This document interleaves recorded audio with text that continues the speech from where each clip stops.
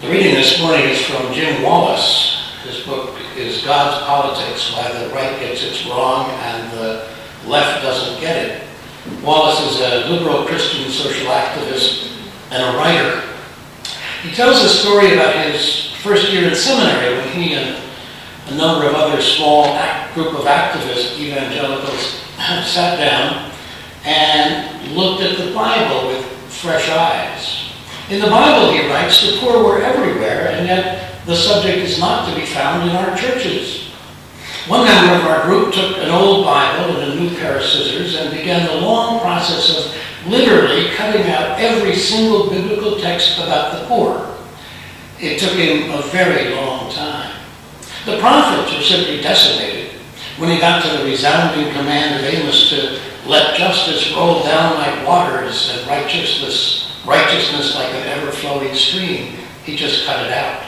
When he found God speaking through Isaiah to say, is not the fast that I choose to loose the bonds of injustice, to undo the thongs of the yoke, and let the oppressed go free, he just cut it out.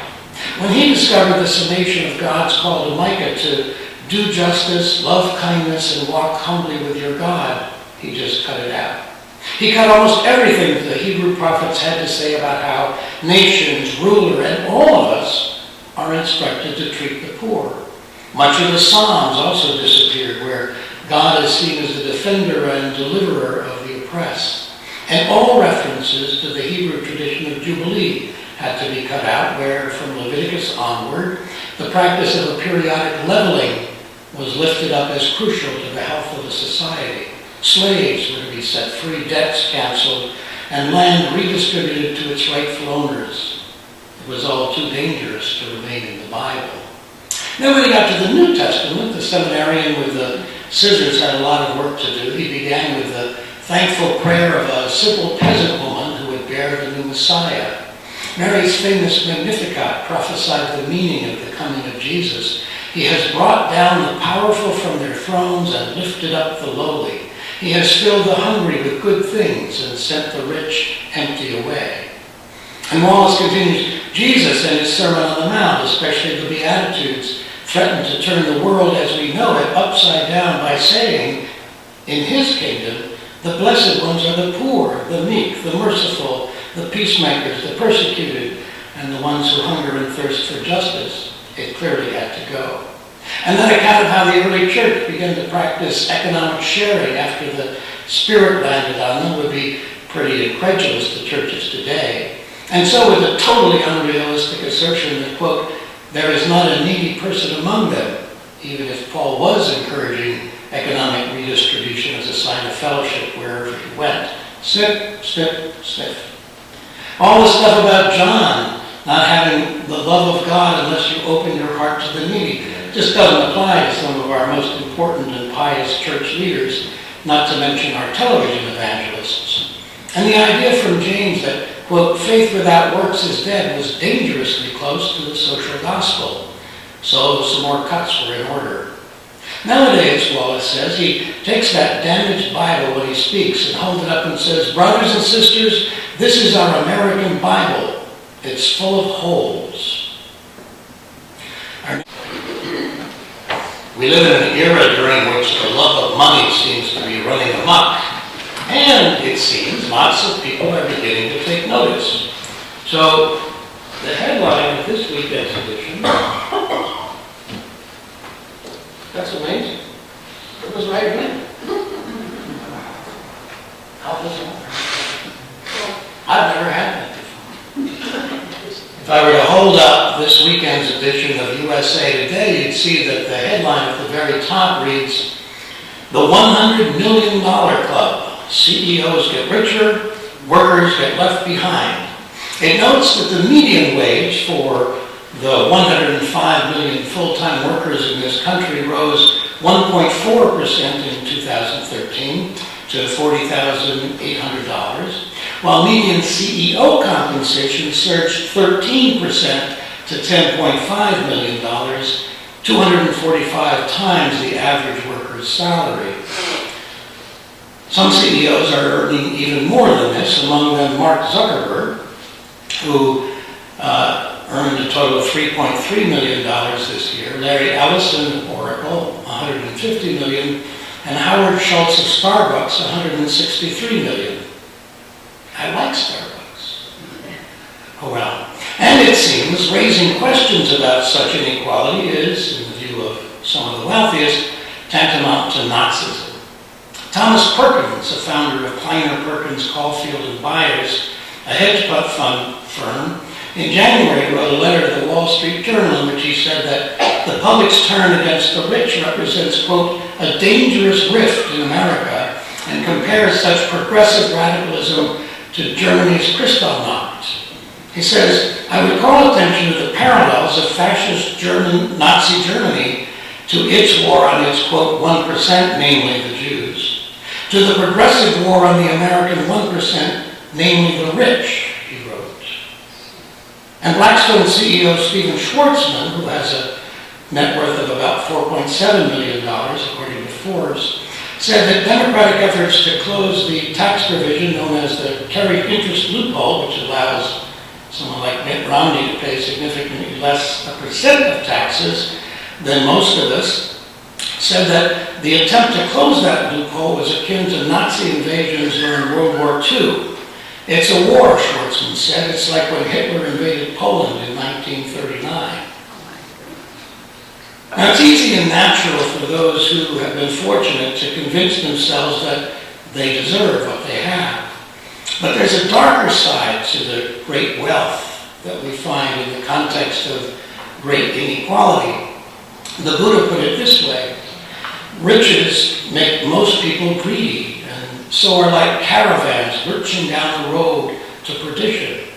Any possession that increases the sin of selfishness does nothing to confirm one's wish to renounce what one has, and is nothing but a drawback in disguise. It's easy to forget how big a role good fortune plays in our lives, and it seems that those who are wealthiest pride themselves most on how it's their own hard work that's made them so prosperous. Here's a small story drawn from my own life. My family was very poor when I was young. My dad was a farmer who worked for his father. We lived upstairs from my grandparents in 3 rooms for the 4 of us, and money was very tight. Christmas was about getting new clothes, not about mountains of toys. Through good fortune, my mother read to me and taught me a love of books. I loved school. I did well there. And my teachers noticed me and encouraged me. I was a good speaker. I went out for debate in high school, and it chanced that one of the coaches from another school noticed and recommended me to Harvard, his alma mater. I then taught middle school boys for 10 years and happened to be interested in computers just as personal computers were coming onto the market. That made it possible for me to double my income by moving into computer consulting. That experience and my Harvard diploma helped me to get a computer job at the American Stock Exchange and eventually to become a vice president there. We had a very generous early retirement package, and I was able to leave that career to become a minister. My timing was impeccable. I believe I was the last officer to leave the stock exchange with full benefits before the firm was substantially downsized. And I had the wisdom to sell our home in Ridgewood, New Jersey at the height of the housing boom. I've been very fortunate. But it wasn't really because of my great wisdom that we sold our house at 2.5 times what we bought it for at the height of the housing boom. It was exceedingly fortunate timing. And it wasn't because I worked so much harder than everyone around me that I came to be in a well-compensated job. It was more because I chanced to enter the financial sector at a time when incomes throughout that sector were rising significantly. And I had the opportunity to do that because I learned to program at a time when personal computers were just showing up. It was through good fortune that someone recommended me to Harvard, and good fortune that I came from a farm where I learned to work hard. I was fortunate to have had good schools available to me. But I was especially wise in my choice of parents who taught me to work hard and to love learning. Wait. I didn't choose my parents, did I? As it turns out, though, choosing good parents is the best way to ensure success in our nation and indeed around the world. Winning the genetic lottery is the foundation of an excellent life if you want to lead one like that. Now, I tell this story not to boast, but to remind all of us how much of our success or failure in living comes from good fortune or ill fortune. I don't want to deny that hard work matters, it surely does, but hard work and intelligence by themselves don't ensure success, and hard work is a relative term. Sam Zell, the real estate tycoon who recently bought the Chicago Tribune, supported Thomas Perkins' complaint that the 1% are being unfairly demonized like the Jews in Germany. He said, quote, the 1% are getting pummeled because it's politically convenient to do so. People should not talk about the envy of the 1%, they should talk about emulating the 1%. The 1% work harder. The 1% are much bigger factors in all forms of our society. I would contend that my father, a man of modest means, worked harder than Sam Zell, as do millions of other workers who have not had his good fortune. And as the Buddha said, riches can blind people to the reality of their condition and lead them to forget that good fortune has, to some large extent, undergirded their success. For all of us, whatever rank or position we've attained, modesty is in order in light of good or ill fortune that we have come into in our lives. William Ellery Channing, one of the founders of our Unitarian tradition, almost 200 years ago, reminds us of the direct link between our food and the gifts given us by nature. We plant the seed, he reminds us, but how many suns must rise and set? How many dews and rains distill? And what part in all of these processes is due to our puny selves? Can our voice reach the clouds and command one drop to fall on the parched earth? Is it through our direction that the root unfolds its beauty to the sun and sheds its fragrance through the air? So gratitude is in order. But so is an awareness of the ways in which the ethos of the times affects how we choose to share the good things of this earth. The ethos affects how we justify great inequality and enormous disparity of opportunity. It sets the tone of the choices we make in our social arrangements, in offering educational opportunities, and in the tax and safety net policies of our country. I'm particularly concerned that some of the means that helped me to become successful and relatively prosperous are being undermined today. I remember my own public school education. It provided excellent opportunities for learning and finding friends. Many of you will probably remember public school days with fondness.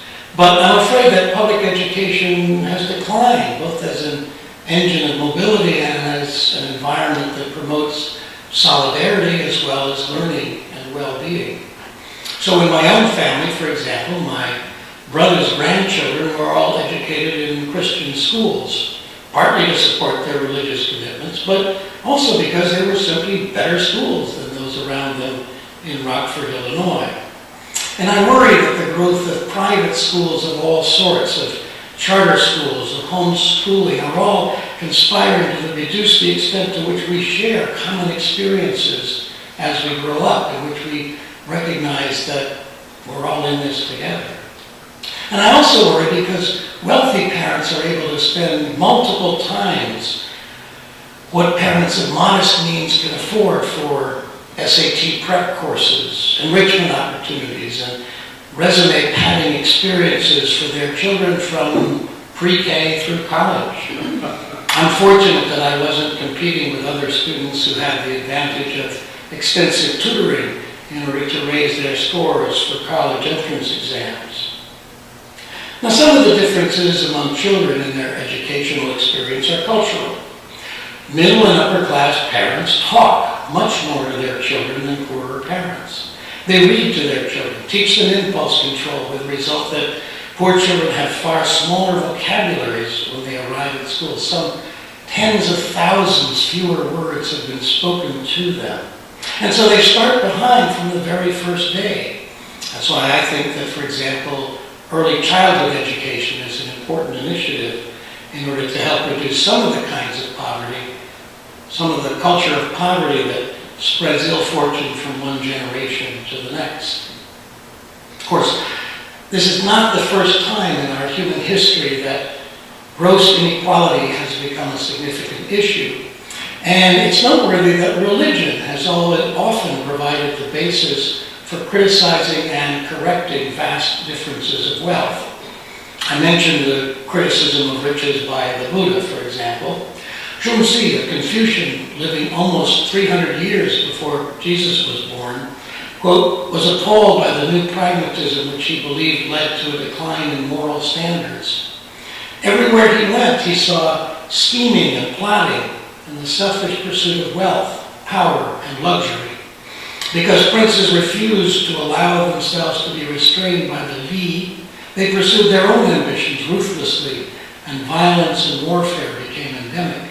And so the Confucian teaching was designed to bring people back to the right path, to following the Li, the righteous way, rather than pursuing their own ambitions as they chose. And then, as Jim Wallace noted in our reading this morning, the prophets of Israel were among the earliest to denounce the great disparities of wealth that they saw developing in their own society.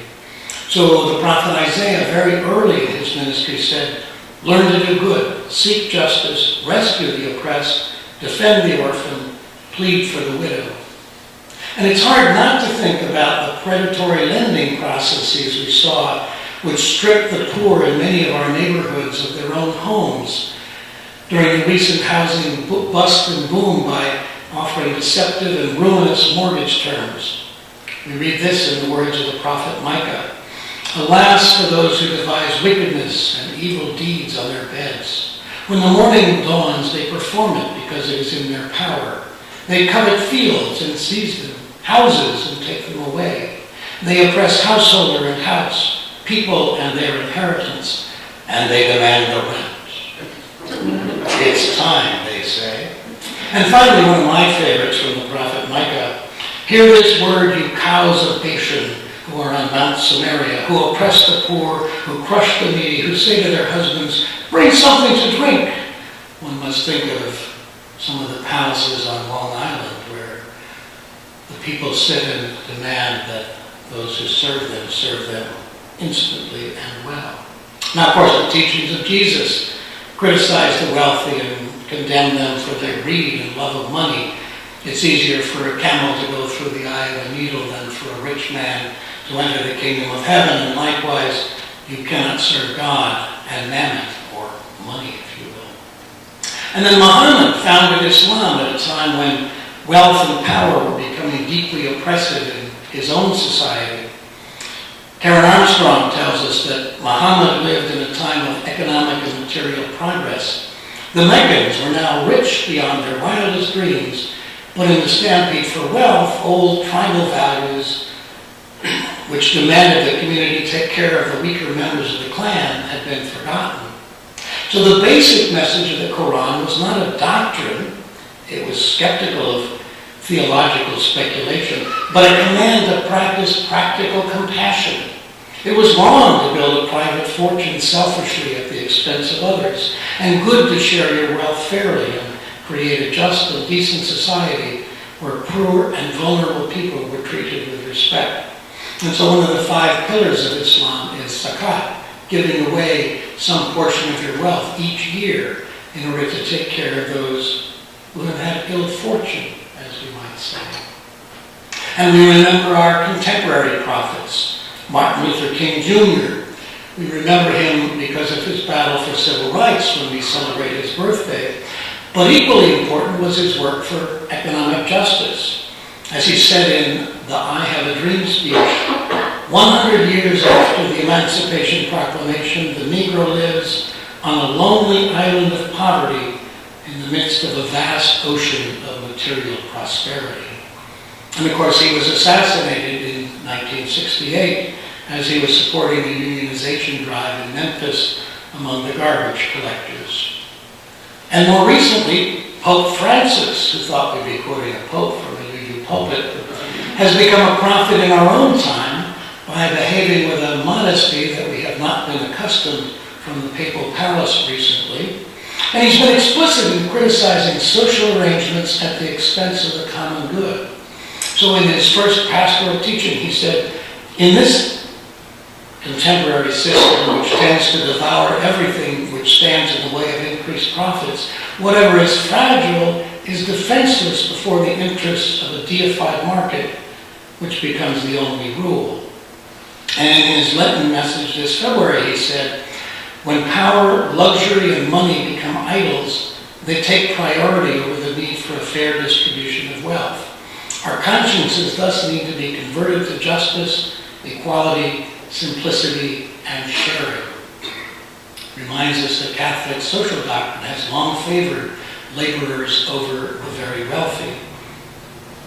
Francis himself took the name of a saint who chose to give up his wealth in order to serve the people. When we worship wealth and money, whether for ourselves or in our society at large, we become blinded. We lose track of what's really important, of what we want to become. We lose sight of the inherent worth and dignity of all persons, regardless of wealth or station. Social policies matter. Politics matter. The way that money affects elections and lobbying matter. Raising the minimum wage, reforming tax and entitlement policies, promoting childhood education are all important political initiatives. But equally important is the ethos, the thought environment in which we live. When wealth is justified on the grounds that the wealthy work harder than anyone else, it's useful to remember that many workers put in far more physical effort. Coal miners certainly work harder than CEOs, at least physically. And it's useful to note that of the 10 richest billionaires in the country, 6 are wealthy as a result of inheritance, namely the 2 Koch brothers and the 4 Waltons of Walmart. Hard work was not at the basis of their fortunes.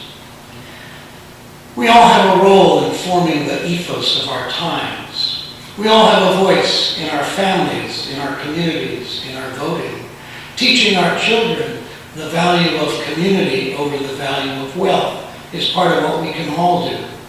We need to promote gratitude rather than entitlement, generosity rather than selfishness, respect for the inherent worth and dignity of all rather than contempt for the takers as opposed to the makers.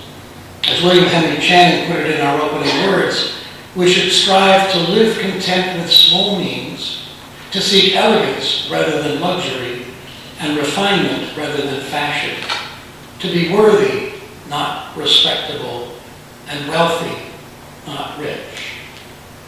And above all, we need to remember how much of what we've been given to us has been given by our families, our friends, and our own good fortune, our victories in the genetic lottery.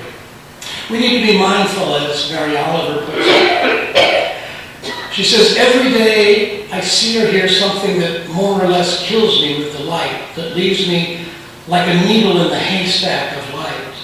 It was what I was born for, to look, to listen, to lose myself inside this soft world, to instruct myself over and over again in joy and acclamation.